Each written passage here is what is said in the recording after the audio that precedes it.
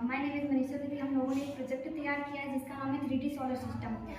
हिमालय जाएंगे धूम के धूलिका पिंड और के समूह को सौरमंडल कहते हैं। हम जानेंगे सूर्य किसे कहते हैं। सूर्य सोलर सिस्टम के केंद्र में होता है जो कि अंतरिक्ष में बाकी तारों में से एक है। सूर्य ग्रह के चारों ओर सभी ग्रह चक्कर लगाते हैं। ये अपनी ग्रेविटी के कारण ही सभी ग्रहों को अपने अपने स्थान पर रोका हुआ है। पृथ्वी से इसकी औसत 105 मिलियन किलोमीटर तक होता है। सूर्य हमें दिखने में पीले कलर का दिखाई देता है। सूर्य के चारों तरफ परिक्रमा करने वाले सभी ग्रहों में से सबसे नजदीक ग्रह होता है मरकरी, जिसे हम बुध ग्रह कहते हैं। बुध ग्रह सबसे छोटा ग्रह होता है। यह सूर्य से सबसे नजदीक होता है।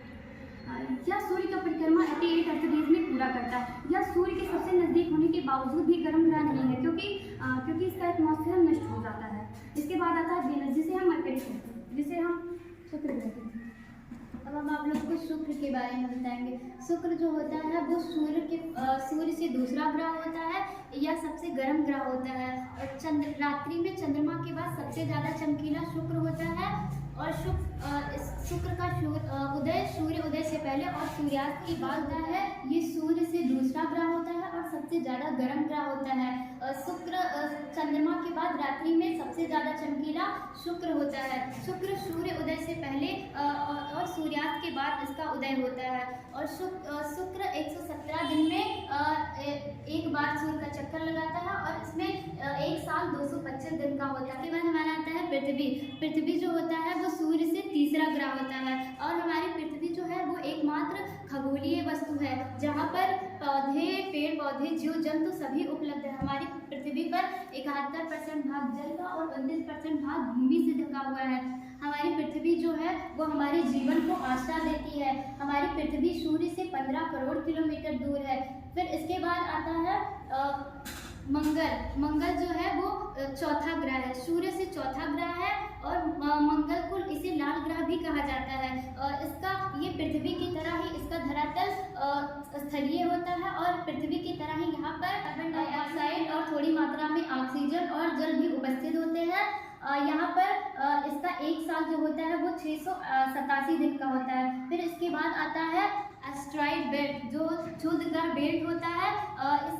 ये जो होता है ये क्षुद्रग्रह बेल्ट लाखों होते हैं। ये हमारे सूरज की परिक्रमा करते हैं। अन्य ग्रहों की तुलना में इनका आकार छोटा होता है। इसके बाद आता है बृहस्पति ग्रह, जिसे इंग्लिश में जुपिटर कहते हैं। यह अपनी धुरी को बहुत ही जल्दी घूमता है। यह सौरमंडल का सबसे बड़ा ग्रह होता है। यह सूर्य से 5वें स्थान पर होता है। यह 10 घंटों में अपनी धुरी को पूरा कर लेता है और सूर्य का चक्कर 1200 वर्षों में पूरा करता है। बृहस्पति ग्रह के बाद आता है शनि, जिसे कहते हैं सैटर्न।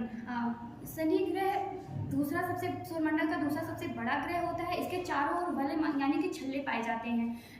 इसका घनत्व इतना कम होता है, यदि इसे पानी में डाला जाए तो यह तैरने लगता है। और सूर्य से इसकी औसत दूरी 1.5 मिलियन किलोमीटर तक होता है। इसके बाद आता है यूरेनस, जिसे कहते हैं अरुण।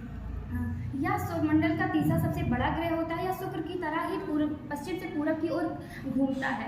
इसका सूर्य से इसकी औसत दूरी 2.9 मिलियन किलोमीटर तक होता है। यह अपनी दूरी को 17 घंटे में पूरा कर लेता है और सूर्य का चक्कर 84 अर्थ डेज में पूरा करता है। इसके बाद आता है नेपच्यून, जिसे हम कहते हैं वरुण ग्रह सूर्य का सबसे आखिरी ग्रह होता है। यह अपनी धुरी 17 घंटे में पूरा करता है। सूर्य से इसकी औसत दूरी होती है 4.5 मिलियन किलोमीटर तक। यह सूर्य का परिक्रमा 165